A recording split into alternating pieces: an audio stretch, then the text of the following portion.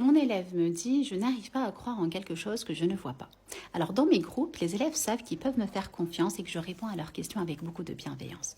Je demande à la jeune fille de reformuler la question et elle me dit, je veux comprendre pourquoi je ne vois pas Allah subhanahu wa ta'ala. Alors, il faut savoir quelque chose, c'est qu'à cette question, il y a plusieurs manières de répondre aux enfants et selon l'âge. Là, j'avais une fille de 8 ans et un groupe de 7 à 9 ans maximum. Donc, la réponse a été à peu près la même pour tout le monde. Je réponds de la façon suivante. Je lui dis, est-ce que tu aimes ta maman? Et elle me dit que oui. Je lui dis, montre-moi l'amour que tu as pour ta maman. Il pèse combien? Il est de quelle couleur? Il a quelle forme? Et là, elle me regarde avec de grands yeux et chacun dit, bah non, on peut pas montrer l'amour, etc. On ne peut pas le voir, l'amour, physiquement, on ne peut pas le voir.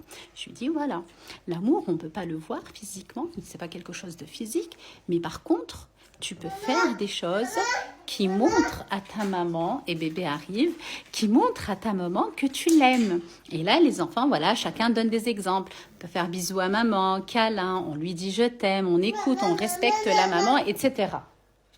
Et là, je passe à une autre réponse qui est Allah subhanahu wa ta'ala, on ne le voit pas avec les yeux, mais on le voit avec le cœur qui comprend.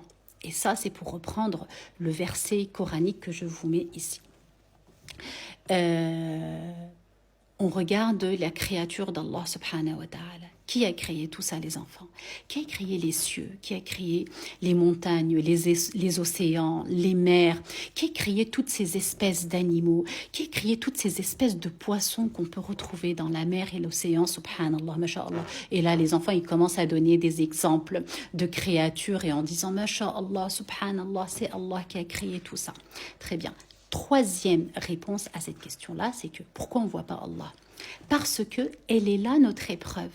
Notre épreuve, c'est dans le fait de je ne vois pas Allah subhanahu wa ta'ala physiquement avec mes yeux, mais je dois reconnaître dans la création d'Allah subhanahu wa ta'ala l'existence d'Allah. Elle est là notre épreuve. C'est ce sur quoi nous sommes évalués le jour du jugement dernier. On ne voit pas Allah avec nos yeux, mais on doit le retrouver avec notre cœur.